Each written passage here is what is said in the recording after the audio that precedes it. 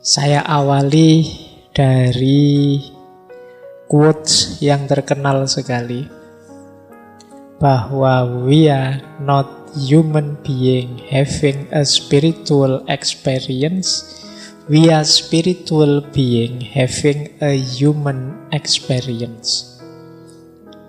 Ini kalimat terkenal sekali kalau teman-teman belajar tentang spiritualitas. Yang maksudnya adalah kita itu sebenarnya bukan makhluk yang manusiawi yang kemudian punya pengalaman spiritual, tapi hakikatnya kita itu makhluk spiritual yang punya pengalaman kemanusiaan. Apalagi orang beragama, kita yang muslim kan mengakui bahwa kita ini anak cucunya, baninya Adam. Yang Adam itu dulu hidupnya di surga. Hakikatnya dia makhluk yang sangat disayang oleh Allah. Hakikatnya kita itu spiritual, cuma mendapat casing manusia. Nah, ini quotes ini menarik. Mungkin ada yang setuju, ada yang tidak. Tapi nanti ada uraiannya untuk membuktikan mengapa sih kok kita itu sebenarnya hakikatnya makhluk spiritual. Jadi yang kelihatan ini dari luar ini hanya casingnya. Jadi kalau casing itu kan kadang tidak menggambarkan isinya. Kayak hari ini teman-teman misalnya HP-nya merek apa Xiaomi, tapi nanti casingnya iPhone. Nah, kan banyak, saya kemarin lihat ada casing yang unik gitu ya. Jadi dari luar itu kelihatan kayak iPhone, kalau nelpon diperlihatkan ini iPhone. Tapi begitu dibuka casingnya, oh ternyata bukan iPhone, ternyata Xiaomi. Nah, yang penting kan berarti intinya itu yang operatif, yang bermain itu kan yang dalamnya, bukan casingnya. Maka di dunia spiritualitas termasuk mistisisme sangat ditekankan kita tolong jangan berhenti di casing. Jangan berhenti di fisik. Ya, casing penting, tapi yang lebih penting yang intinya itu bukan di casingnya. Nah, maka manusia juga dijelaskan kita itu makhluk spiritual hakikatnya. Hanya saja punya pengalaman kemanusiaan. Nanti pengalaman kemanusiaan ini akan kita tinggalkan. Kita akan kembali ke hidup yang sejati, hidup yang spiritual. Baik, lanjut ya. Ini loh buktinya bahwa kita itu makhluk spiritual. Kita itu adalah satu-satunya makhluk yang diberi fitrah makna. Jadi kita itu makhluk yang selalu bertanya tentang siapa kita. Mengapa aku ada? Misalnya ada lagi yang tanya, kenapa aku menderita? Apa makna hidupku? Apa nanti yang terjadi setelah aku mati? Ini khas manusia. Makhluk yang lain tidak pernah menggelisahi ini.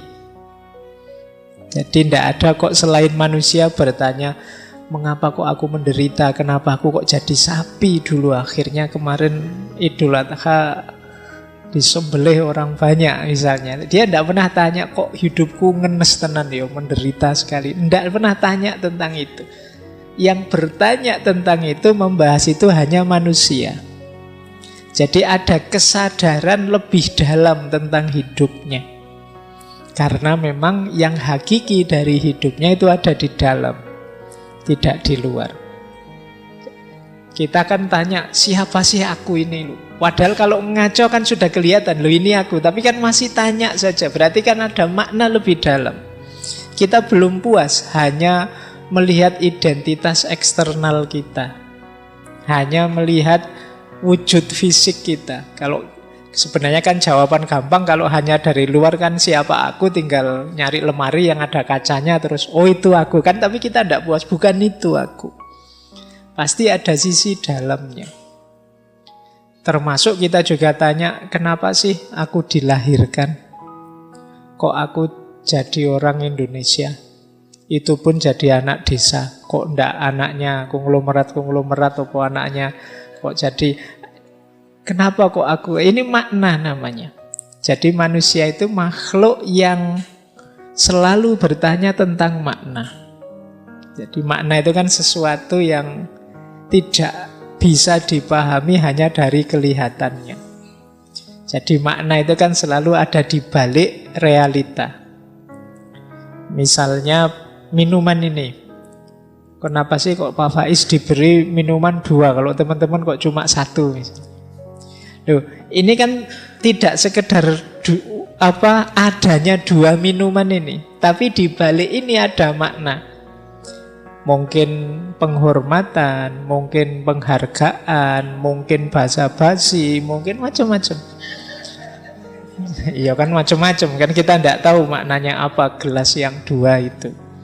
Berarti apa? Dia tidak bisa hanya dilihat dari 2 gelasnya. Di balik 2 gelas ini ternyata ada makna. Nah manusia juga begitu. Tidak bisa dia dilihat hanya dari kelihatannya. Maka kalian yang hanya sering tertipu oleh casing, sering tertipu oleh kalimat, sering tertipu oleh pernyataan, lupa bahwa di balik casing, di balik kalimat, di balik pernyataan itu ada makna. Ya hidup kita nanti jadinya dangkal. Dan itu sering jadi penyakit di era digital ini. Hidup yang tidak dalam. Kita melupakan sisi spiritual kita. Nah, jadi diawali dari sini ya, bahwa ternyata sisi spiritual hidup ini penting. Dan kita ini makhluk spiritual, ternyata juga kita punya namanya kecerdasan spiritual. Kalau dimudahkan gambarnya bisa seperti itu. Belakangan kan banyak pelatihan-pelatihan emosional spiritual quotient, ESQ. Sebenarnya banyak orang mengkritik yang I-nya, IQ, yang intelektual, tapi sebenarnya itu juga penting. Tiga-tiganya penting. Intelektual ya penting, emosional ya penting, spiritual ya penting. Tapi jangan berhenti di intelek saja. Seperti kajian kita minggu lalu, kalau berhenti di intelek saja ya kita sering rusak hidup kita karena tidak mampu menata emosi. Malam hari ini akan kita sadari betapa juga intelektual dan emosi saja juga belum cukup. Kita masih perlu kedalaman spiritual melalui kecerdasan spiritual. Kalau intelektual itu what I think, kalau emosional itu what I feel, kalau spiritual itu what I am. Jadi spiritual itu jauh lebih utuh. Nanti kita pelajari pelan-pelan kecerdasan spiritual ini. Kalau intelektual otak kiri, emosional otak kanan, yang spiritual ini yang melandasi semuanya. Meskipun kalau teman-teman nanti baca buku Spiritual Quotient, itu nanti ada bagian tertentu yang menjelaskan adanya nama God spot. Jadi God spot bagian kecil dari otak yang ini bisa menampung, meraih wawasan-wawasan spiritual. Tapi kita skip ya yang bagian itu, karena saya khawatirnya kalian tambah ngantuk malam hari ini kalau menjelaskan neuroscience. Kita yang lebih fungsional, operatif saja, yang lebih mudah dipahami. Nah, biasanya orang menjelaskan pentingnya 3 itu pakai tabel itu. Jadi orang itu ada kalanya pinter, IQ-nya tinggi. Tapi kalau tanpa kecerdasan emosi dan juga kecerdasan spiritual, dia akan menjelma jadi orang yang kaku, keras, tidak manusiawi. Nah, sehingga banyak orang yang ilmunya justru melahirkan bencana, melahirkan kerusakan-kerusakan di muka bumi. Kan banyak tokoh-tokoh yang dikenal sebagai penghancur, destruktif. Itu kan tokoh-tokoh pinter semua mereka itu. Kenapa kok bisa? Pinter itu kan berarti ilmunya banyak, wawasannya luas, tapi kok efek dari hidupnya adalah kehancuran, kemungkinan karena dia tidak bisa mengontrol emosinya, juga tidak mampu meraih spiritualitas. Nah, nanti ada juga orang yang IQ-nya tinggi, emosinya juga terkendali. Tapi ketika SQ-nya kurang, ya dia bisa jadi orang egois. Egois itu ya nyari nyamannya sendiri, nyari enaknya sendiri. Bisa juga dia jadi orang apatis, orang yang cuek, tidak peduli dengan yang lain, yang penting aku enak, aku nyaman. Bisa jadi orang agnostik, peduli amat. Tidak mungkin aku bisa membahagiakan semua orang, ya aku nyari enak sendiri. Para diktator, para koruptor. Diktator itu kan, dia koruptor itu kan juga pinter sekali, dia ngambil uangnya pinter sekali, ngambil enaknya. Tapi dia spiritualitasnya rendah. Bukan agama ya, spiritualitas tidak sama dan sebangun dengan agama. Ada orang yang beragama tapi spiritualitasnya rendah. Ada ateis tertentu tapi spiritualitasnya tinggi. Itu nanti tema yang lain. Tapi intelek saja dan emosi tanpa spiritualitas ya belum utuh. Jadi jatuhnya bisa egois, bisa agnostik, bisa orang yang apatis, atau tidak punya tujuan. Mungkin teman-teman sering merasakan, lupa saya itu kaya, apa-apa juga beres, hubungan sosial juga baik, tapi kok rasanya hidupku hampa ya. Nah, itu kemungkinan kekurangan variabel spiritual ini. Ya kalau kalian susah, sulit, miskin itu kan mending ya. Kan ada orang itu kaya, jabatannya tinggi, anak-anaknya sukses semua, tapi merasa hidupnya hampa. Kemungkinan unsur spiritualitasnya kurang. Saya bilang tadi ini nanti hubungannya dengan makna. Biasanya orang yang spiritualitasnya kurang itu tidak bisa menjawab pertanyaan mengapa. Jadi kalau sudah kaya terus mengapa? Kalau sudah sukses terus mengapa? Itu jawabnya susah. Nah, ini kemungkinan spiritualitasnya masih rendah. Ada yang sebaliknya, IQ-nya tidak diurusi, emosinya juga diabaikan, spiritualitasnya sangat tinggi.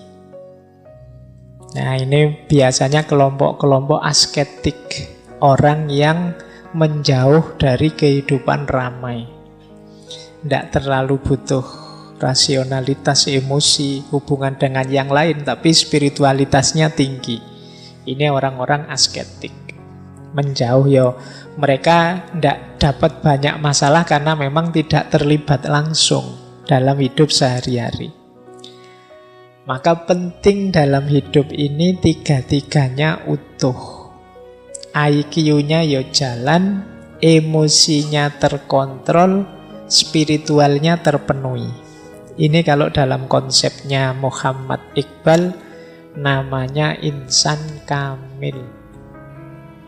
Manusia yang utuh, semua potensinya optimal.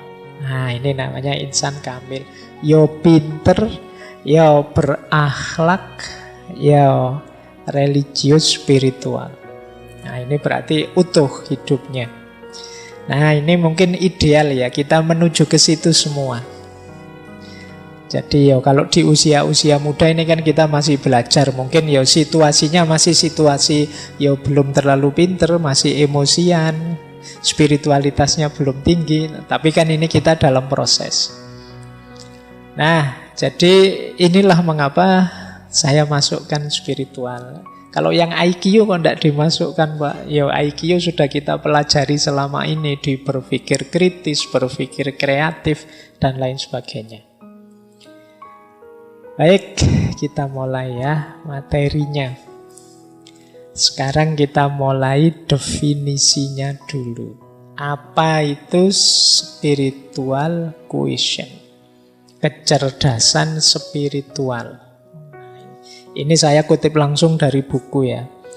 Kalau istilahnya sendiri atau bukunya boleh teman-teman baca, banyak yang sudah diterjemah. Itu saya tulis di situ, ya yang terkenal biasanya yang terakhir itu. Tulisannya Dana Zohar dan Ian Marcel. Spiritual Intelligence, the Ultimate Intelligence. Itu terbit tahun 2000. Dan beberapa buku yang lain yang saya tulis di situ. Tidak saya baca karena saya tidak yakin teman-teman akan mencari. Yang tertarik akan melihat dan mencatat, yang tidak ya biasanya dicuekin. Makanya tidak saya baca itu penulisnya siapa, bukunya apa. Langsung saya masuk ke definisinya ya. Kalau ini dari buku Spiritual Intelligence. Apa sih kecerdasan spiritual itu? Kecerdasan spiritual itu kecerdasan yang kita gunakan untuk memecahkan masalah makna dan nilai. Jadi manusia itu melakukan apapun itu kan biasanya dia digerakkan oleh dua hal ini, makna dan nilai. Orang tidak akan mau capek-capek menjalani atau meraih atau mengupayakan sesuatu kalau bagi dia tidak bermakna atau tidak bernilai. Entah makna dalam bentuk apa atau nilai apa. Teman-teman mau hadir di ngaji kali ini itu kan nganggap ngaji ini bernilai dan bermakna. Mungkin bermakna secara nambah kepinteran, mungkin punya nilai kebersamaan, persaudaraan, ada banyak makna. Yang mungkin macam-macam di antara yang hadir ini menegakkan nilai yang beda-beda. Jadi mungkin ada yang menegakkan nilai kebersamaan, persaudaraan, mungkin ini bareng-bareng. Ada yang menegakkan nilai mencari ilmu, nilai keilmuan. Mungkin ada yang menegakkan banyak nilai-nilai yang lain. Mungkin setiap kepala bisa punya nilai yang berbeda-beda, makna yang beda-beda. Nah, kemampuan kita untuk melakukan hal-hal yang bermakna dan bernilai ini menunjukkan kita cerdas secara spiritual. Kecerdasan yang dengannya kita dapat menempatkan tindakan dan hidup kita dalam konteks yang lebih luas, lebih kaya, dan memberi makna. Kecerdasan yang dengannya kita dapat menilai bahwa satu tindakan atau satu jalan hidup lebih bermakna daripada yang lain. Jadi kecerdasan spiritual itu ya kemampuan makna tadi. Antara nongkrong di angkringan dengan ngaji misalnya, teman-teman memutuskan lebih berarti ngaji Pak, terus datanglah ke sini. Nah, ini bagian dari kecerdasan spiritual. Mungkin ada yang bilang enggak Pak, lebih berarti, lebih esensial kalau saya nongkrong di angkringan. Karena di sana mungkin lebih otentik ilmunya, misalnya ngobrolnya lebih spontan, tidak pakai buku-buku tapi apa adanya misalnya. Ini makna-makna nilai-nilai yang kita tegakkan. Ini bagian juga dari kecerdasan spiritual. Kalau kemarin di emosional kita ngontrol emosi, kita dilarang marah dan lain sebagainya, itu kalau di spiritual ini ditanyakan, untuk apa sih kok menahan marah itu? Kalau kita bisa menjawab berarti kita setelah melakukan hal yang bermakna. Berarti kita cerdas secara spiritual. Karena banyak di antara kita jadi orang baik tapi tidak tahu mengapa kok aku jadi orang baik. Kenapa sih kok aku harus sabar? Kenapa sih kok? Itu kita jarang merenung sampai sedalam ini. Padahal itu yang disebut bagian dari kecerdasan spiritual. Jadi tidak sekedar hidup rutin menjalani seperti yang kita lakukan selama ini, tapi kita tahu makna hidup kita. Jadi Kita punya visi, punya nilai, dan punya makna. Nah, itu bagian dari kecerdasan spiritual. Semakin tinggi, semakin cerdas seseorang secara spiritual, semakin canggih makna yang dia produksi. Semakin relevan nilai dan makna yang dia kaitkan dalam hidupnya. Nah, inilah orang yang disebut cerdas secara spiritual. Maka kecerdasan spiritual itu diperlukan ketika kita mulai membuka diri terhadap perjalanan batin kita untuk mencari pemahaman yang lebih besar tentang hidup ini, menemukan tujuan yang lebih tinggi, kesadaran yang lebih luas, dan pada akhirnya jadi orang yang lebih bijaksana. Ini kalimatnya dibaca saja indah, meskipun kalau dijalankan ya perlu latihan terus-menerus. Baik, jadi paling tidak sudah dapat gambaran itu. Ya kalau orang beragama biasanya maknanya selalu dikaitkan dengan yang maha tinggi, yang meliputi dengan hal-hal ketuhanan. Karena memang spiritualitas itu dekat sekali dengan ranah agama, ranah ketuhanan. Meskipun tidak sama persis seperti saya jelaskan tadi. Nah, dunia spiritual itu isinya itu. Berarti nanti orang memaknai sesuatu itu dikaitkan dengan itu. Jadi ada ultimate reality, ada dunia personal, ada dunia sosial. Nah, spiritualitas dalam aspek dunia yang ultimate itu artinya puncak, realitas puncak. Itu biasanya tema-temanya sehubungan dengan ketuhanan, keagamaan, dan tentang kerohanian, jiwa atau roh. Jadi dunia spiritual itu isinya apa saja ya?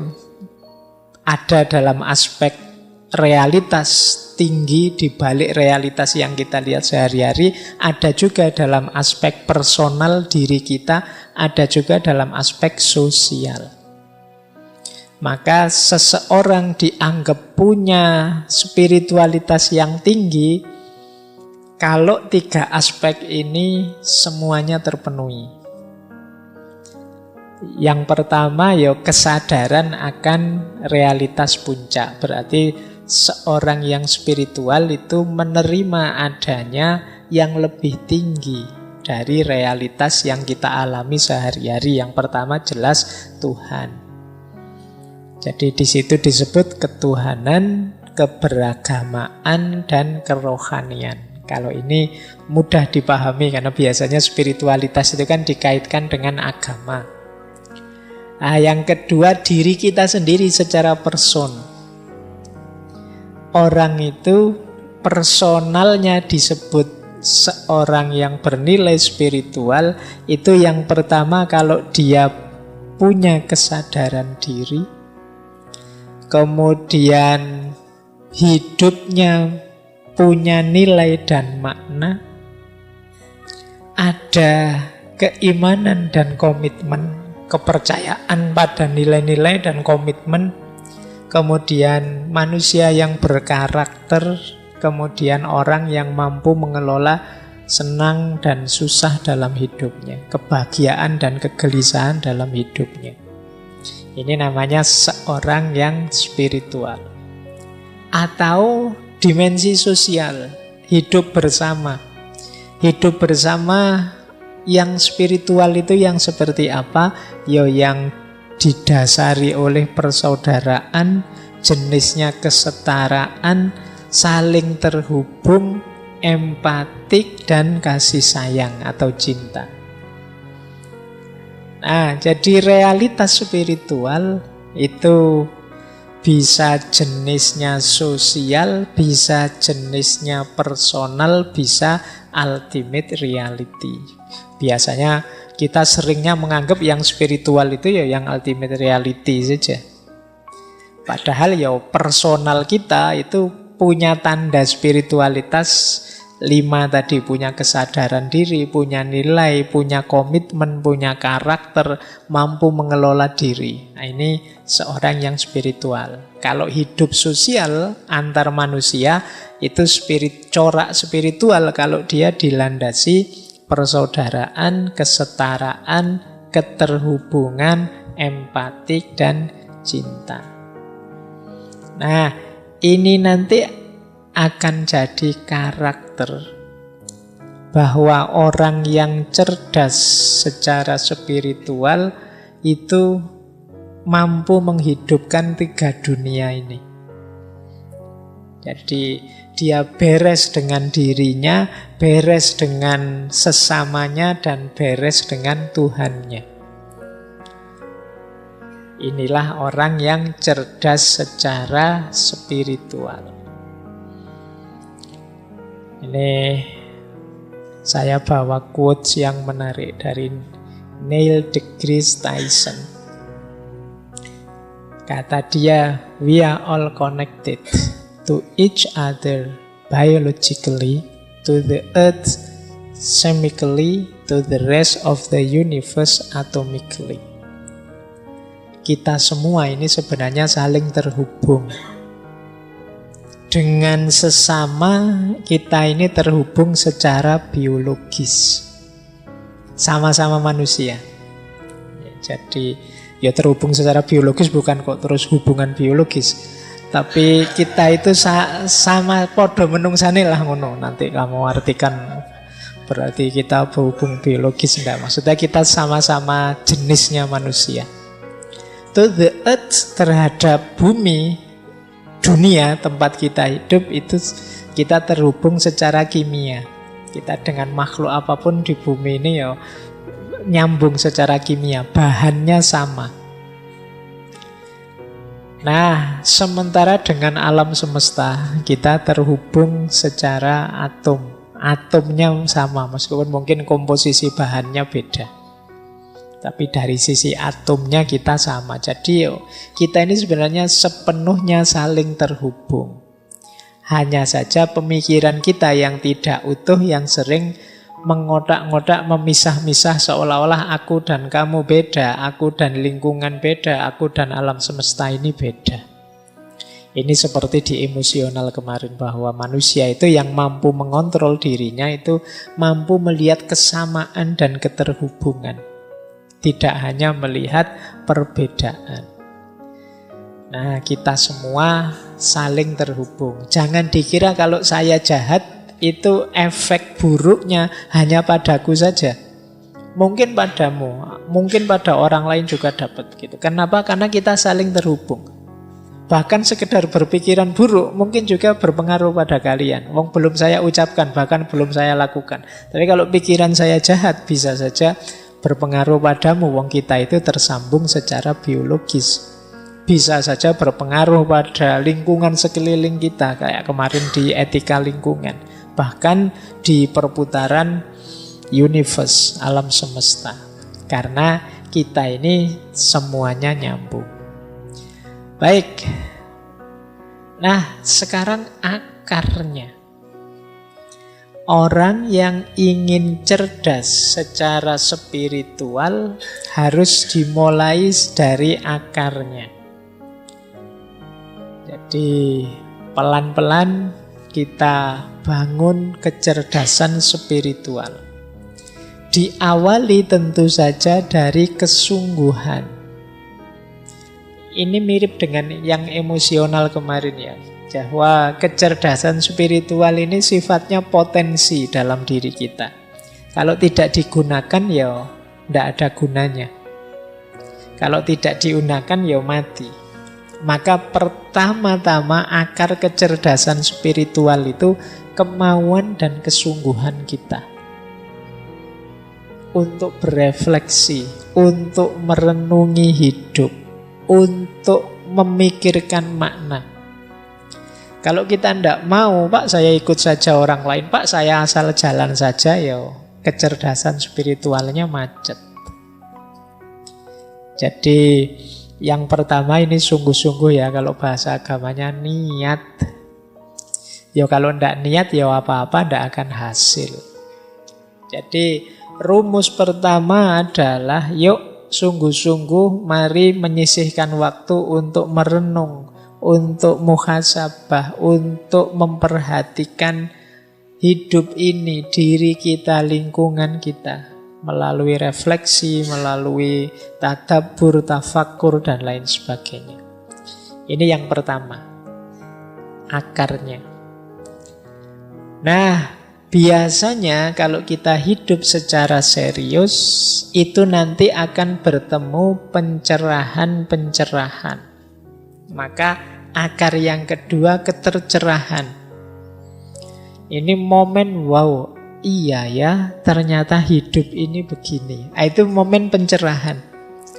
Baru saya tahu ternyata saya itu manusia yang lemah. Ini namanya pencerahan. Baru aku sadar ternyata kemarin aku hanya GR saja, ternyata aku tidak sehebat itu misalnya. Itu namanya pencerahan. Jadi ketika kita mengalami momen-momen pencerahan semacam ini, wah, ini alamat kita lebih cerdas secara spiritual. Jadi kan banyak orang yang belajar tapi ya tidak cerah-cerah, ruwet terus uripe. Jadi banyak orang yang tercerahkan. Dan ini yang membuat ilmu itu asik. Kalau kalian merasa tidak kerasan membaca buku, tidak kerasan belajar, kemungkinan jarang ketemu pencerahan. Orang itu senang baca ketika dia baca, wow iya ternyata begini, ah iya ternyata begitu. Itu mungkin dia tambah asik pengen baca terus. Tapi begitu baca, ini buku apa toh ya, susah sekali dipahami, susah ya, tidak jadi baca. Jadi momen ketercerahan itu kejarlah. Momen wow, momen aha, momen eureka, momen apa saja. Kejar itu karena dia mengantarkan kita pada pemahaman spiritual. Enlightenment, jadi ketercerahan. Itu rumus kedua. Jadi ada yang sungguh-sungguh, ada yang melalui pencerahan-pencerahan. Nah, akar kecerdasan spiritual yang ketiga adalah ketuhanan.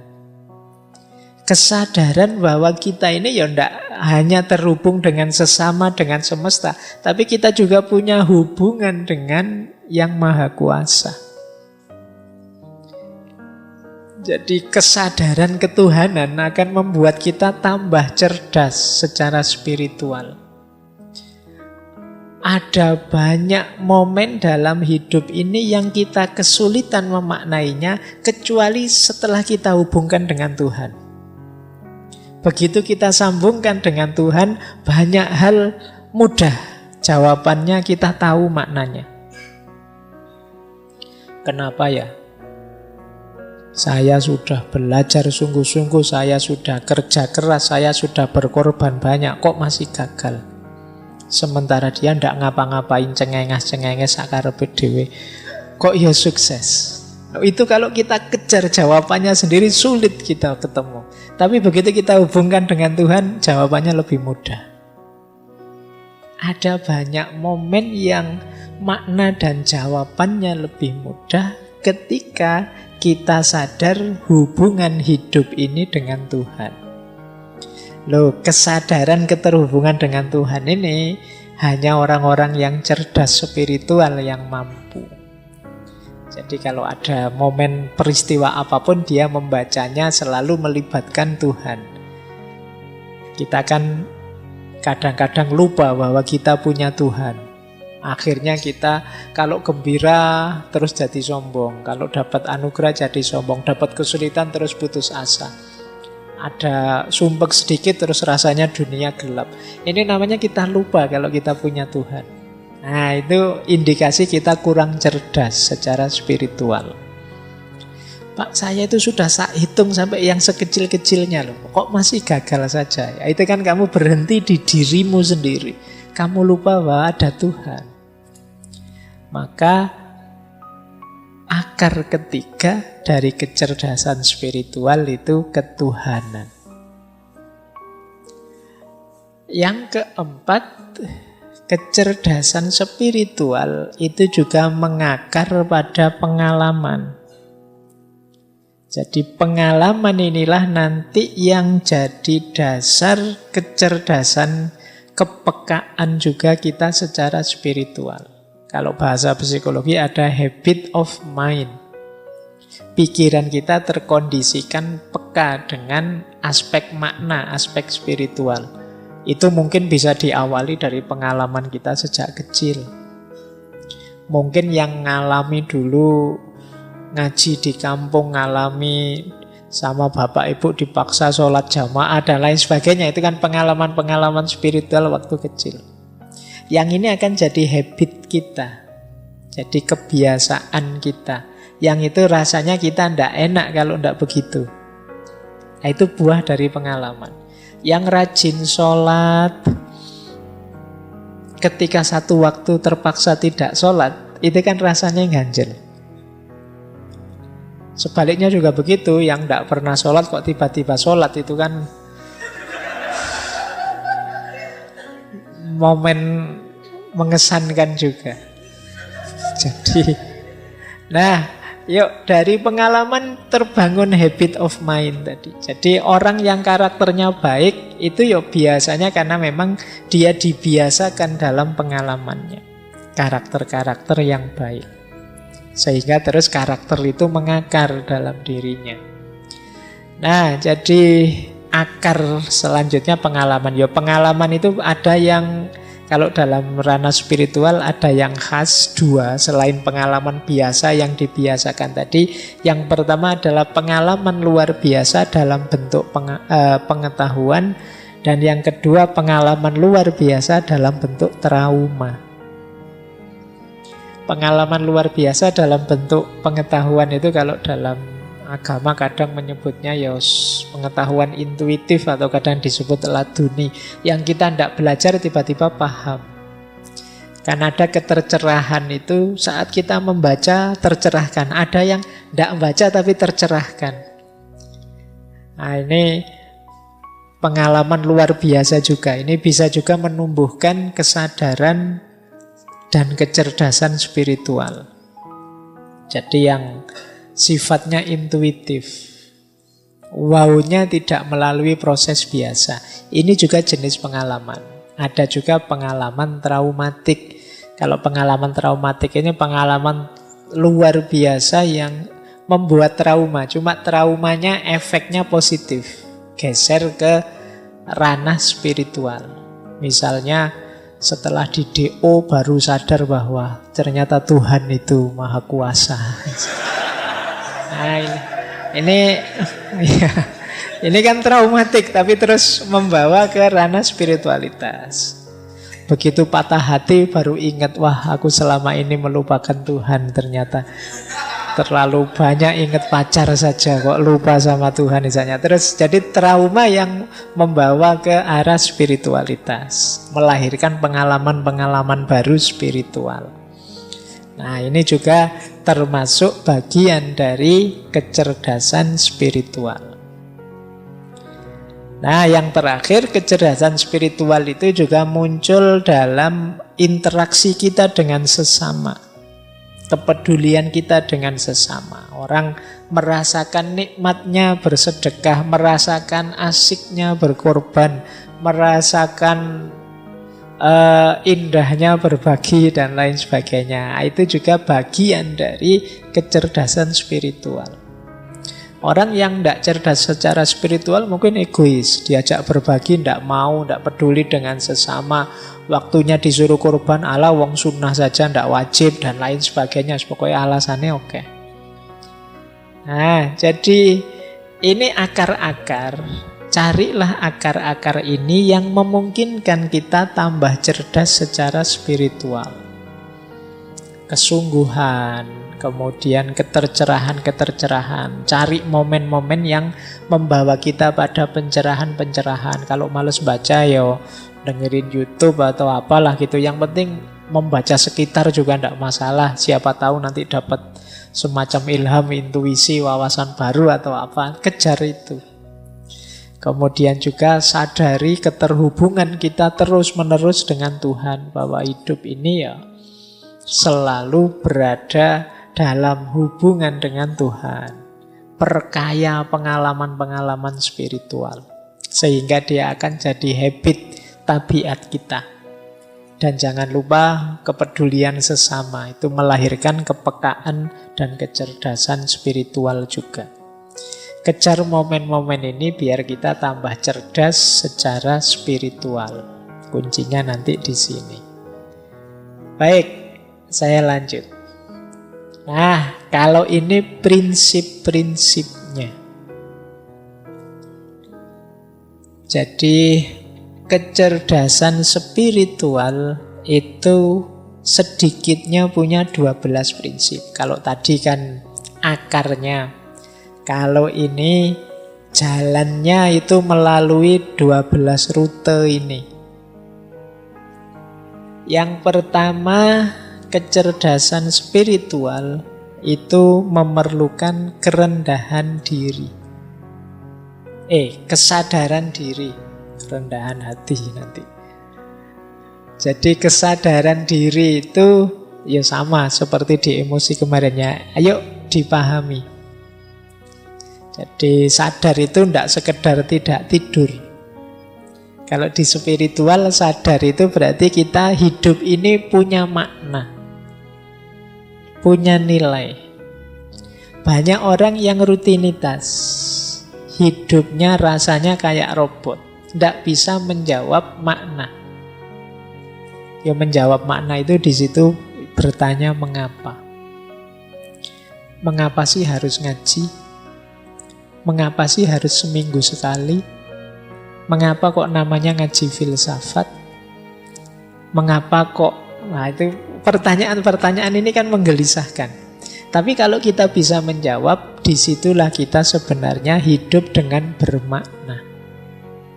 Tidak sekedar menjalani rutinitas hidup. Jadi yang pertama itu kesadaran diri. Yang kedua spontanitas. Ini menarik ya. Spontanitas itu maksudnya apa sih? Kita itu jadi orang baik, jadi orang yang peduli, jadi orang yang religius, spiritual itu keluarnya otomatis. Kenapa keluarnya otomatis? Karena sudah kita biasakan begitu. Tidak pakai dipikir dulu.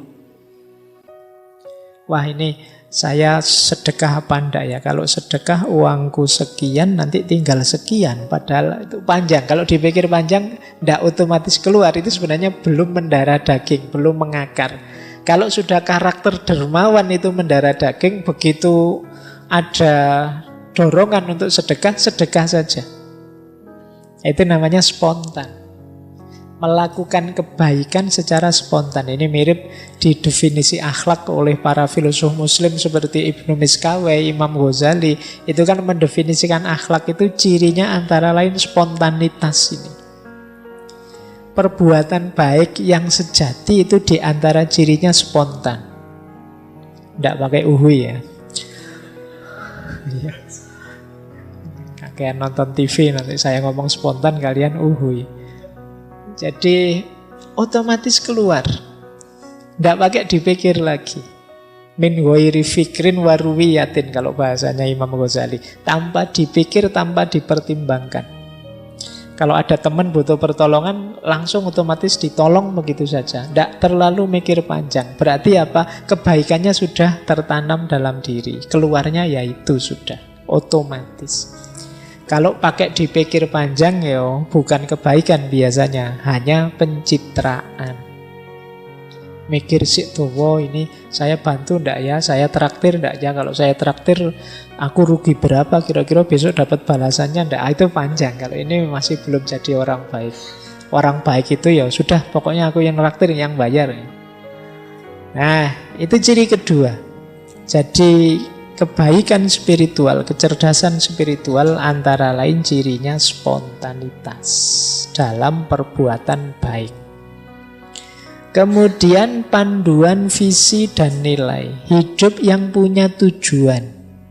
Ada nilai yang ingin ditegakkan. Ini nyambung dengan tadi ya, hidup yang tidak asal-asalan. Ini ciri yang ketiga. Yang keempat, keutuhan. Keutuhan itu melihatnya tidak sempit, tidak hanya untuk kepentingan dirinya saja. Jadi menjalankan segala sesuatu, memutuskan segala sesuatu dengan mempertimbangkan yo aku, yo yang lain, ya semesta termasuk ketuhanan. Jadi tidak hanya ingin senangnya sendiri. Jadi membaca sesuatu itu utuh, tidak egois. Kemudian kasih sayang. Kalau ini tidak perlu saya jelaskan, teman-teman sudah hafal.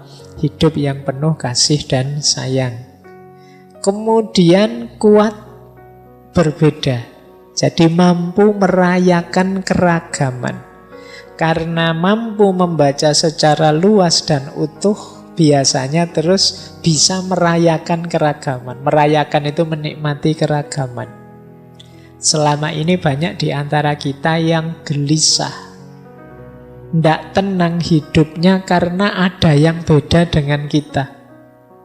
Saya agamanya A, dia agamanya B. Wah, tidak tenang aku. Sulit menyikapi perbedaan. Saya tipenya ini, dia tipenya itu. Saya alirannya ini, dia alirannya itu. Mbok kalau bisa orang itu alirannya sama kayak saya semua. Yang lain ikutlah saya semua. Kalau tidak ikut aku gelisah. Ini namanya tidak bisa menikmati keragaman. Padahal Al-Quran kan sudah jelas menegaskan ya, syir'atan wa minhajan, su'uba wa qabail, dan macam-macam mengindikasikan bahwa keragaman itu sunatullah. Tapi kita sering jadi orang yang tidak terima, tidak puas dengan keragaman itu. Tidak bisa menikmati keragaman. Nah, ini berarti apa? Kecerdasan spiritualnya kurang tinggi. Perlu di-upgrade lagi. Selanjutnya, orang yang cerdas spiritual itu tidak tergantung. Kita dengan sesama saling membutuhkan, tapi tidak tergantung. Bedakan saling membantu dengan ketergantungan. Kalau ketergantungan itu pokoknya kalau tidak kamu ya hidupku hancur, sudah selesai. Itu ketergantungan namanya. Harus kamu. Kalau ndak kopi merek ini atau kalau ndak rokok merek itu ndak pokoknya. Nah, itu namanya ketergantungan. Jadi ketergantungan itu nanti diantara indikasi orang tidak bisa menikmati keragaman. Ya, kalau dalam Islam kan satu-satunya yang ditolerir itu ketergantungan kepada Allah. Allahus Somad. Satu-satunya tempat bergantung itu Allah. Kalau pada yang selain Allah jangan tergantung. Nanti kamu kecewa. Jadi ketergantungan menunjukkan kecerdasan spiritual kita kurang tinggi. Nah, selanjutnya rendah hati. Bukan rendah diri ya, ada beda. Kalau yang awal itu sadar diri. Kalau yang ini rendah hati. Kalau rendah diri kan minder, tidak bersyukur. Kalau rendah hati itu lawannya tidak sombong. Jadi tidak meninggikan diri. Sadar bahwa aku ini banyak kelemahan. Yang di antara kelemahan ini bisa teratasi kalau aku berhubungan dengan orang lain, berhubungan dengan sesama, dengan semesta, berhubungan dengan Tuhan. Nah, ini namanya kerendah hatian. Orang yang sadar kelemahan dirinya itu biasanya tidak sombong. Baik, terus prinsip spiritual, kecerdasan spiritual yang lain adalah itu tadi ya, bertanya mengapa. Pertanyaan mengapa itu pertanyaan sangat filosofis. Kalau teman-teman ingin jadi orang pintar, sering-sering bertanya mengapa. Meskipun ini menjengkelkan. Iya. Jadi mengapa kok harus ngaji filsafat? Ya biar kita ngerti filsafat. Mengapa kok kita harus ngerti filsafat? Ya, karena filsafat itu penting untuk dunia. Karena filsafat itu melatih kita untuk berpikir kritis. Mengapa kita harus berpikir kritis? Nah, itu bukan jengkel kamu ditanya gitu terus. Loh, tapi justru itu menunjukkan kita sadar. Ini yang disebut oleh Sokrates itu hidup yang diuji. Jadi kata Sokrates, hidup yang tidak diuji itu hidup yang tidak berharga.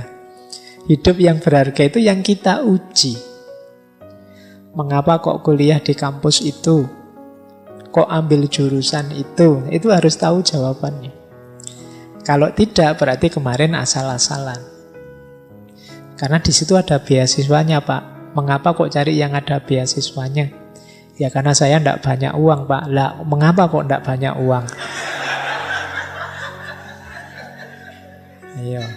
Karena saya males, Pak. Lah mengapa kok males? Oh itu kamu bisa stres itu mendadak. Oke, tapi itu bagian dari kecerdasan spiritual. Hidup yang tidak asal, hidup yang bermakna.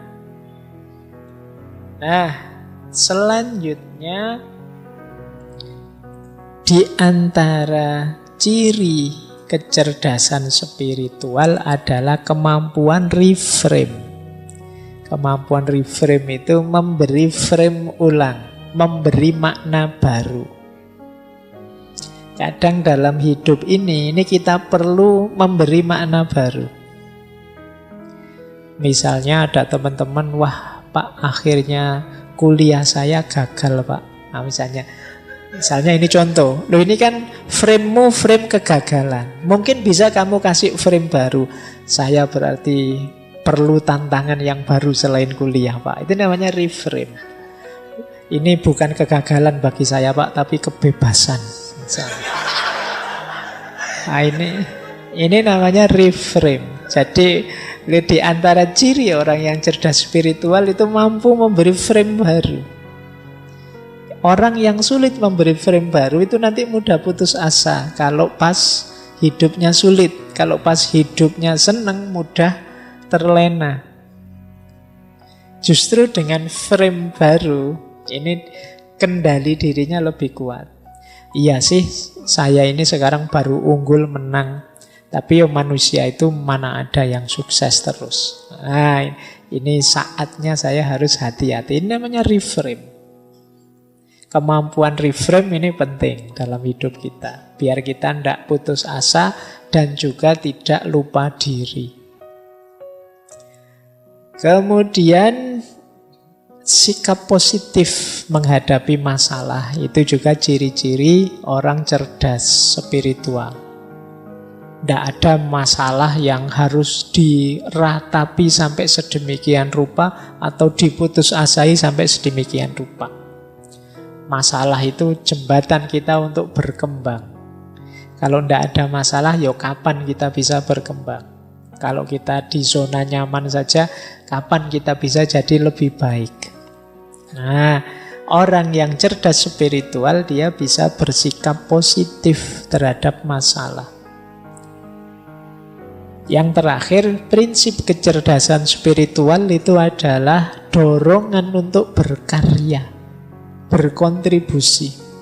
Jadi hidupnya tidak egois. Yang ada di pikirannya, apa yang bisa aku berikan pada teman-temanku, pada sesama, pada lingkunganku, sejauh yang aku mampu. Jadi orang yang cerdas spiritual itu kreatif. Dia terdorong untuk memberi terus-menerus. Dia berpikir apa yang bisa aku berikan. Karya apa yang bisa memberi kontribusi pada sesamaku. Nah ini ciri-ciri cerdas secara spiritual. Jadi ini 12 prinsip. Diingat-ingat nanti kecerdasan spiritual kita bisa terupgrade dengan indikator 12 ini. Cirinya, prinsip-prinsipnya ini. Terus, nah sekarang saatnya kita latihan spiritual step. Langkah apa saja sih yang harus aku lakukan biar aku tambah cerdas secara spiritual. Nah, diawali dari kesadaran kekinian kedisinian. Nah, ini mari kita bangun sekarang kecerdasan spiritual kita. Pertama-tama diawali dari penerimaan, ridho terhadap situasi kita hari ini apapun itu. Jadi awal ridho ini akan jadi kunci. Awal penerimaan ini akan jadi kunci. Kalau di awal kita sudah tidak terima, kita sudah menyangkal, kita sudah tidak puas, sulit kita menghidupkan kecerdasan spiritual kita. Yang ada hanya mengeluh-mengeluh, protes-protes, dan lain sebagainya. Maka yang pertama penting kesadaran kekinian kedisinian. Jadi cuma untuk menerima itu kan kita harus tahu yang kita terima itu apa. Nanti jangan-jangan ada yang bilang, tidak ada yang ngirim Pak, saya nerima apa juga. Jadi situasi kita hari ini, kondisi kita hari ini. Nah, untuk tahu situasi yang harus kita terima, disitulah pentingnya ilmu. Jadi pengetahuan, baik tentang diri kita maupun tentang situasi lingkungan di sekeliling kita. Oh iya, saya sadar aku ini sampai detik ini masih orangnya pemarah. Saya terima dulu. Jadi banyak orang yang pemarah tapi tidak ngaku kalau dia pemarah. Maka kesadaran untuk kekinian kedisinian itu penerimaan diri yang itu diawali dari ilmu, pengetahuan kita tentang diri kita sendiri. Aku ini tipe yang orang gimana sih? Nah, diterima dulu, jangan diingkari, jangan denial. Kalau sudah, baru niat, azam yang kuat, niat. Saya masih pemarah, saya tahu, tapi aku akan berusaha untuk lebih baik. Nah, ini niat untuk jadi lebih baik. Setelah kita terima diri kita apa adanya. Jadi ridho, niat. Kemudian yang ketiga, refleksi tentang hakikat diri kita yang sejati. Kalau ini ideal. Aku itu seharusnya bagaimana sih? Nah, ini idealnya, yang nomor 3. Jadi ini mungkin aspek tafakkurnya. Yuk kita pikir, aku itu harusnya gimana? Mengapa sih Allah itu menjadikanku seorang muslim yang hidup di Indonesia, di desa ini, punya saudara seperti ini, teman-temanku kok tipenya gitu semua, dan lain sebagainya. Jadi kita memahami kalau begitu aku harus apa? Aku harus bagaimana? Diriku harus dibentuk seperti apa?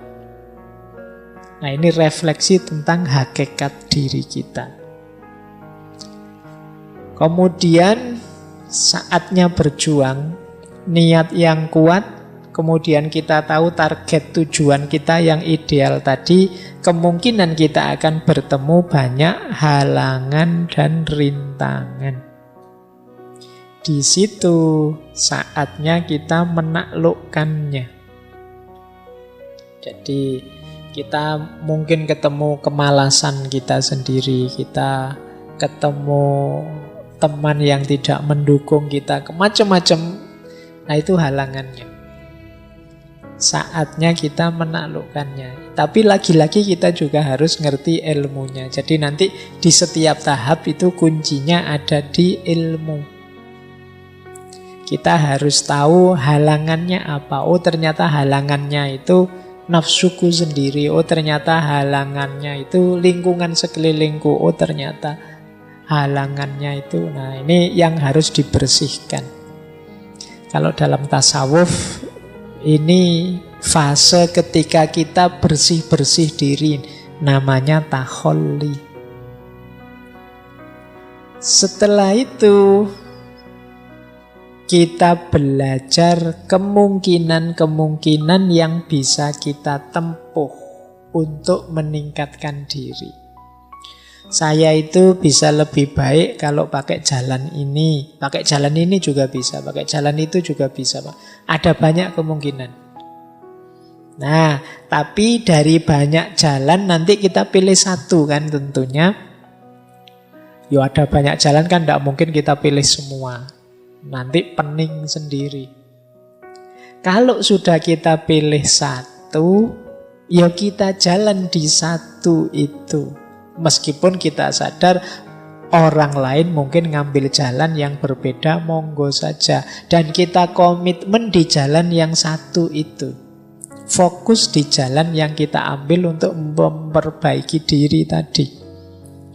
Banyak kita hari ini sudah menetapkan mengambil satu jalan, tapi tidak fokus di jalan yang diambil, malah fokus di jalannya orang lain untuk mencari keburukannya jalannya orang lain. Hari ini kan banyak begitu. Saya sudah ambil rute ini deh, tapi kita tidak jalan-jalan. Yang kita lakukan hanya ngeritiki orang lain yang ngambil jalan yang berbeda. Wah, jalanmu salah, jalanmu sesat ke sana, yang benar ke sini, yang paling bagus ini.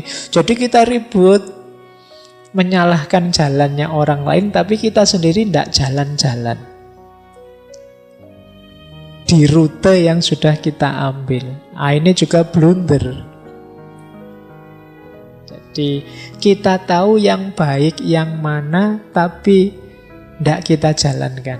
Ini bagi saya blunder. Apalagi kemudian kerjaan kita hanya mengkritik kiri kanan orang yang berbeda dengan kita. Jadi makanya yang terakhir itu komitmen di satu jalan, meski tetap sadar ada banyak jalan yang lain. Nah, ini rute-rute untuk menghidupkan kecerdasan spiritual. Diawali dari kesadaran dan penerimaan, dilanjutkan dengan niat, kemudian merenungi hakikat, selanjutnya menyingkirkan halangan, mempertimbangkan macam-macam jalan, dan pada akhirnya berjalan. Ngambil satu rute yang kita tempuh untuk meningkatkan kapasitas spiritual kita. Kalau kita sukses, kita akan dapat 5 hal itu. Entah satu di antaranya, entah 2 di antaranya. Alhamdulillah kalau bisa 5 di antaranya. Kalau 5 ya berarti bukan di antaranya ya, 5-5-nya. Nah, namanya spiritual gift. Kalau ini mengikuti Dana Zohar tadi. Spiritual gift itu ada 5. Yang pertama, the gift of discernment. Jadi kemampuan atau anugerah mampu mencerna. Jadi anugerah mampu mencerna itu kemampuan kita untuk memahami. Itu anugerah. Kalau yang tadi diberi langsung pengetahuan oleh Allah, saya sebut laduni tadi, itu namanya the gift of knowledge, pengetahuan, anugerah yang kedua. Sebenarnya kita mampu memahami sesuatu itu sudah anugerah. Tidak usah menunggu jadi orang laduni yang tiba-tiba ngerti apa. Tidak, kamu bisa memahami sesuatu itu sudah anugerah. Banyak orang yang mati-matian ingin memahami, tidak bisa paham-paham. Itu anugerah. Loh, ngaji malam hari ini itu ada yang pahamnya 10%, ada yang paham 20%, ada yang tidak paham belas ini ngomong apa sejak tadi. Loh, kemampuan memahami itu anugerah sudah. Jangan menunggu, Pak saya belum dapat ilmu laduni, berarti Allah tidak sayang saya level. Tidak, kamu bisa memahami saja, itu sudah anugerah spiritual yang luar biasa. Nah, ada level 2-nya anugerah apa? The gift of knowledge. Kalau ini pengetahuan, kalau itu ya mirip intuitif laduniah tadi kalau ini ya. Memang kadang-kadang kita kejar tidak dapat-dapat, tiba-tiba oleh Allah dianugerahi pengetahuan. Itu namanya the gift of knowledge. Kita baca-baca buku tidak dapat ide, lagi nongkrong di angkringan malah wah ada ide baru nih. Itu namanya the gift of knowledge. Jadi bagian dari sayangnya Allah pada kita, spiritual gift. Yang ketiga, the gift of wisdom. Kalau ini lebih dalam daripada sekedar knowledge. Wisdom itu kemampuan kita menemukan hubungan antara pengetahuan dengan kehidupan nyata. Itu namanya wisdom.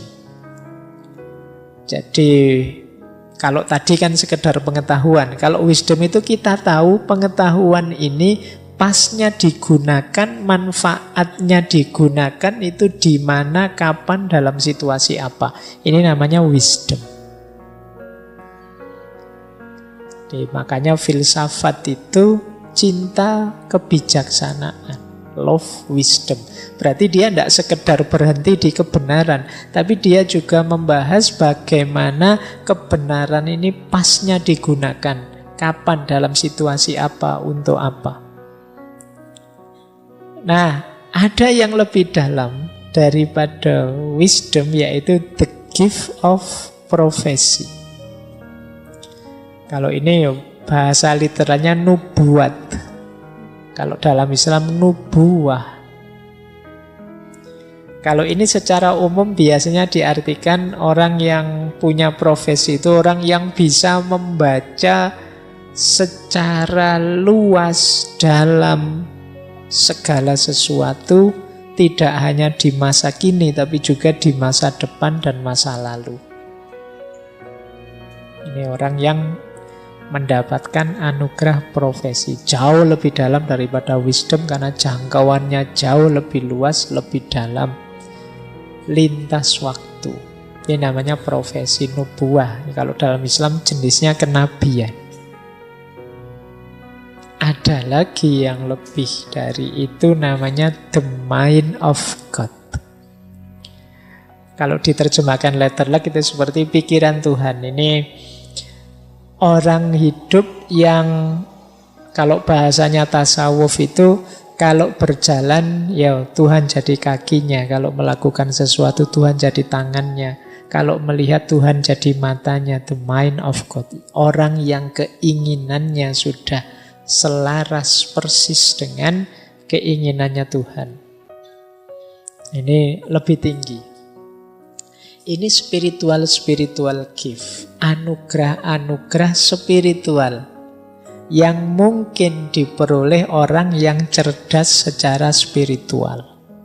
Dari level paling biasa namanya kemampuan memahami, sampai pengetahuan, sampai wisdom lebih tinggi, bisa sampai profesi, bisa sampai mind of God. Sufi-sufi tertentu itu kadang orang menyebutnya sampai di level mind of God. Baik, ya ini gambaran saja. Setelah tadi berusaha macam-macam, sekarang ada buahnya. Yuk, kita lanjutkan. Nah, kalau tadi buah dari sisi kapasitas spiritual, kalau ini buah dari sisi hidup konkret kita. Orang yang cerdas spiritual itu orang yang hidupnya pertama semangat dan seimbang. Jadi bukan orang yang loyo, males-malesan, rebahan tidak jelas, tapi semangat, penuh semangat. Dan seimbang. Seimbang itu ya tidak terlalu kayak tadi loh, tidak terlalu berat di spiritualnya saja, melupakan emosional, melupakan intelektual, tapi yo imbang, ya dunia ya akhirat, ya lahir ya batin. Tidak kok batinnya canggih luar biasa tapi lahiriahnya sakit-sakitan, tidak, seimbang.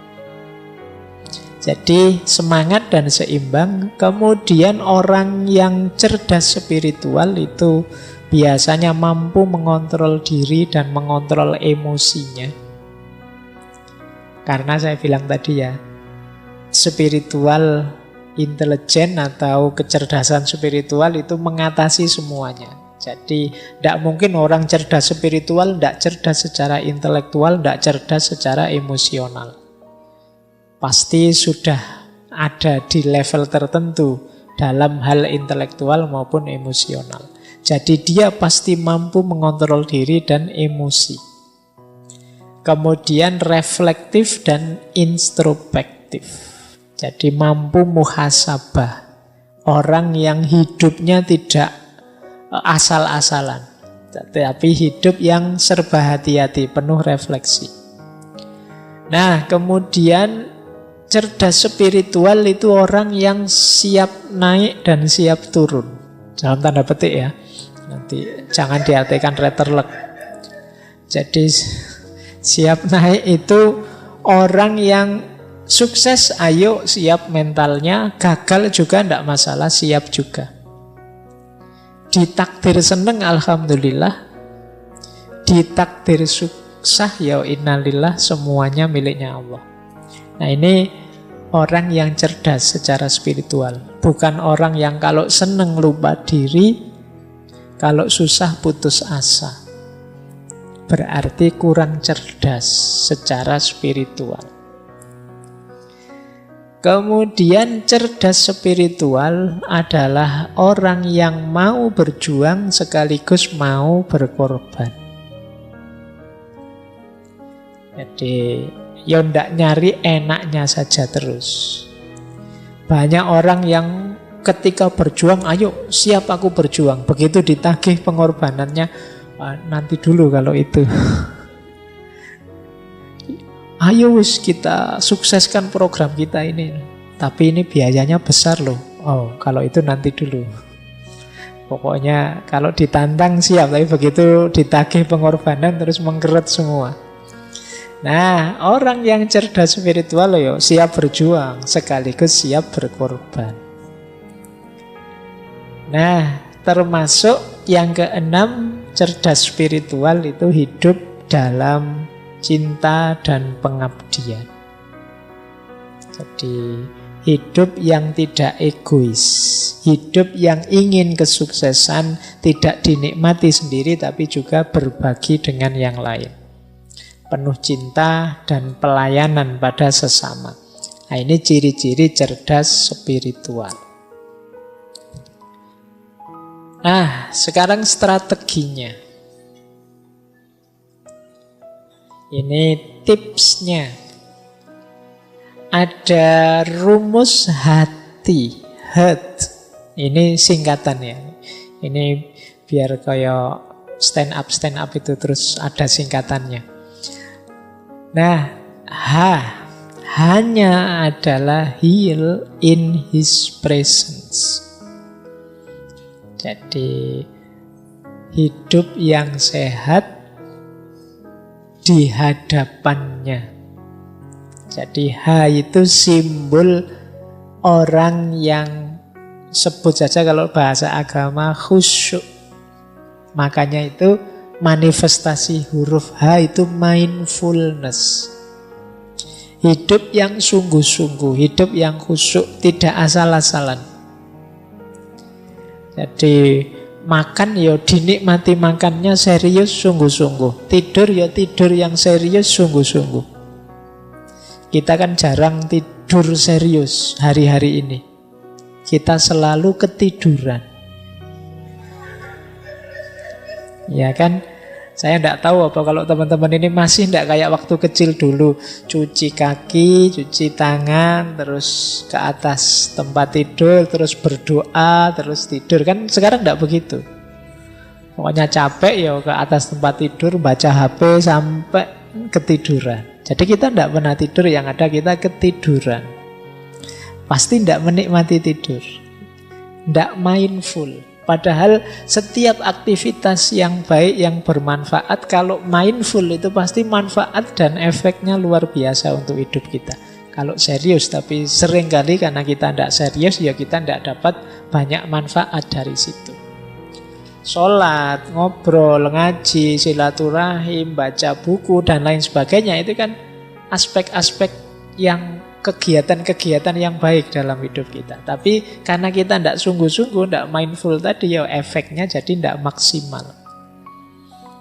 Yuk kita nikmati ya apapun aktivitas kita. Sekedar minum teh, minum kopimu itu coba sekali-sekali dinikmati, dirasakan benar. Wong sekarang teman-teman makan saja kan didampingi HP. Jadi sambil makan, sambil nyekrol Instagram, sambil lihat Twitter, jadi makannya tidak dinikmati. Kadang-kadang kita tidak tahu, mungkin laukmu diambil temanmu apa kamu tidak, lu kok tiba-tiba habis. Nah, yuk heart yang pertama, heal in his presence. Yuk hidup yang serius, yang sungguh-sungguh, dinikmati setiap hembusan nafas, setiap detik yang engkau alami. Yang kedua huruf E, engage with purpose. Kalau ini yo hidup dengan penuh tujuan, jangan asal-asalan. Saya Pak ingin target ini, jangka pendeknya ini, jangka menengahnya ini, jangka panjangnya ini. Ini untuk pendidikan, kalau ini untuk agama, kalau ini untuk hidup bersama sosial, boleh. Catat saja biar tidak lupa target-target, tujuan-tujuan. Akan membuat hidup lebih bersemangat. Jadi engage with purpose, hidup yang terlibat dengan tujuan. Kemudian ada huruf A, I, achieve with gratitude. Yuk berjuang sungguh-sungguh tapi dengan penuh rasa syukur. Jadi tidak dengan kecewa, tidak dengan dendam, tidak dengan kebencian, tapi dengan penuh rasa syukur. Itu akan membuat hidup menyenangkan, membahagiakan. Kemudian huruf R, rise with patience and humility. Meningkatlah dengan sabar dan kerendahan hati. Kalau ini butuh penataan emosi, emotional regulation. Yuk kita meningkat, tapi yuk jangan kesusu, ada tahapan-tahapannya yang sabar. Kemudian thrive with compassion. Kalau ini kasih sayang dan pelayanan. Jadi mari mengupgrade, meningkatkan hidup kita dengan kasih sayang. Nah, jadi ini rumus dari hati, namanya heart. Mindfulness, kemudian purpose, gratitude, emotional regulation, compassion, and service. Ini akan jadi kunci jadi kita orang yang cerdas secara spiritual. Nah, wah ini tulisannya kecil-kecil. Pasti tidak terbaca. Saya ambil strategi dari 3 tokoh. Yang pertama Dana Zohar tadi. Kata Dana Zohar, SQ yang tinggi menuntut integritas pribadi yang paling kuat. Menuntut kita untuk terbuka terhadap pengalaman di mana kita mampu untuk melihat kehidupan dan orang lain secara segar, seolah-olah melalui mata seorang anak, untuk belajar bagaimana memanfaatkan intuisi dan visualisasi kita sebagai jalan yang kuat untuk menggunakan pengetahuan batin kita dalam membuat perbedaan. Saya baca kayak gini, saya yakin teman-teman tidak paham. Ini menuntut agar kita berhenti berlindung pada apa yang kita ketahui dan terus-menerus mengeksplorasi dan seterusnya. Itu dari buku terjemahannya. Jadi nanti ya saya jelaskan saja. Saya baca dulu. Yang kedua dari Hank Scrum. Intinya sama, 3 strategi ini. Apa yang menjadi nasihat terbesar sepanjang masa? Kata Scrum, tetaplah seperti anak kecil. Sebenarnya nasihatnya Dana Zohar tadi juga mirip. menyuruh kita yuk murni lagi seperti anak kecil. Anak kecil itu bagaimana? Terbuka. Terbukalah. Jadilah petualang. Ingin tahu. Bersemangatlah untuk belajar. Bersikaplah tulus. Paling tidak untuk dirimu sendiri. Jangan menghakimi. Akui keajaiban hidup dan pengalaman luar biasa yang dibawanya.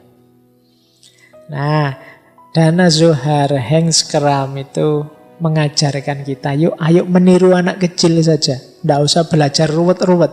Anak kecil itu lebih prospek secara spiritual. Yang pertama apa? Mereka terbuka. Petualang, ingin tahu, semangat belajar. Anak kecil itu kan masih rasa ingin tahunya tinggi. Apa-apa ditanyakan. Sementara kita yang besar itu cenderung merasa sudah tahu. Nah, ayo seperti anak kecil lagi, semangat belajarnya tinggi. Kemudian tulus. Anak kecil itu tidak malu kalau bilang tidak tahu. Bilang suka ini, tidak suka itu. Kalau anak kecil kan tidak malu dia. Aku ingin ini, aku ingin itu, tidak suka ini, tidak suka itu, tulus. Kita tambah besar, tambah palsu. Kadang-kadang kita seneng tapi bilangnya enggak. Kamu seneng ya? Enggak, kata siapa misalnya. Padahal ya seneng. Kita tambah lama tambah palsu. Kita takut bilang apa adanya. Seneng sih, tapi apa ya dia mau padaku. Kan lebih positif untuk dirimu. Bersikaplah tulus, jangan menghakimi. Kita tambah besar, tambah banyak ilmu, rasanya lebih suka menghakimi. Oh ini anak soleh. Kalau ini setengah soleh. Oh kalau itu solehnya tinggal 1/4. Ini. Kita itu senengannya menghakimi, memberi label-label. Nah, kalau anak kecil kan tidak begitu. Anak kecil apa saja dinikmati. Dan mengakui segala momen, menikmati segala pengalaman yang luar biasa yang dia alami. Kalau mengalami apa kan heboh anak kecil itu, wow seneng. Kalau kita kan kadang agak jaim. Padune seneng tapi gengsi nanti. Masuk dianggap nggak ngerti kan, malu kan. Tapi enggak, kalau anak kecil itu seneng-seneng aja. Enggak seneng ya enggak seneng saja. Nah, kita sekarang banyak terdistorsi. Kehilangan ketulusan kita, kehilangan semangat belajar kita. Nah, terakhir ada dari Peter Sheffield. Ini juga strategi. Dia mengkritik kita. Kelangsungan hidup itu cirinya hewan. Motivasinya ketakutan. Sekedar survive, kelangsungan hidup itu kan survive. Itu tidak cocok untuk makhluk spiritual. Kalau makhluk spiritual seperti kita, itu keingintahuan, kasih sayang, dan kreativitas. Itu kuncinya. Motivasinya cinta. Nah, jadi kalau jawaban kita hidup ala Pak, yang penting jalan, yang penting hidup, yang penting sehat, nyaman kan gitu aja, itu tidak manusia. Kalau sekedar nyaman ya binatang juga nyari nyaman, nyari enak dan nyari hidup. Kalau manusia tidak di situ. Kalau sekedar itu ya level kita turun. Makhluk spiritual itu cirinya ingin tahu, kasih sayang, dan kreativitas. Jadi melahirkan hal-hal yang baru.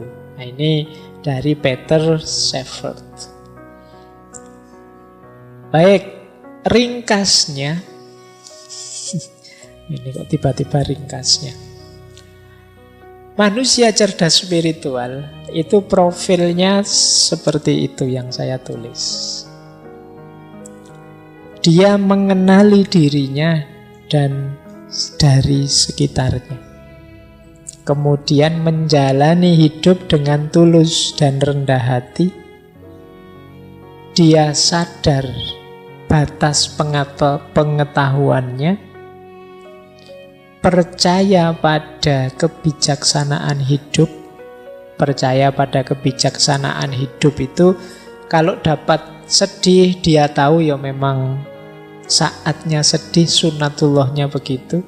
apapun yang terjadi pasti itu versi terbaik seperti yang dirancang oleh Tuhan.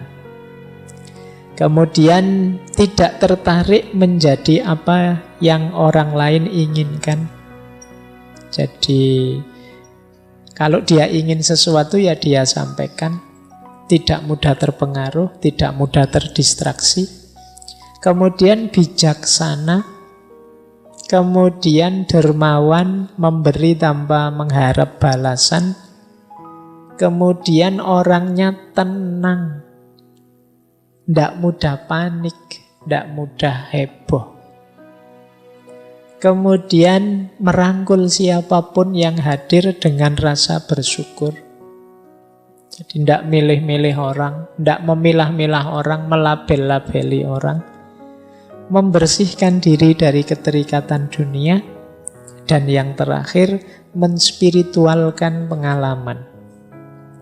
Menspiritualkan pengalaman itu tadi ya, pengalaman apapun dihubungkan dengan Tuhan, dihubungkan dengan yang maha tinggi. Uang itu duniawi, kita spiritualkan dengan cara kita menyedekahkannya.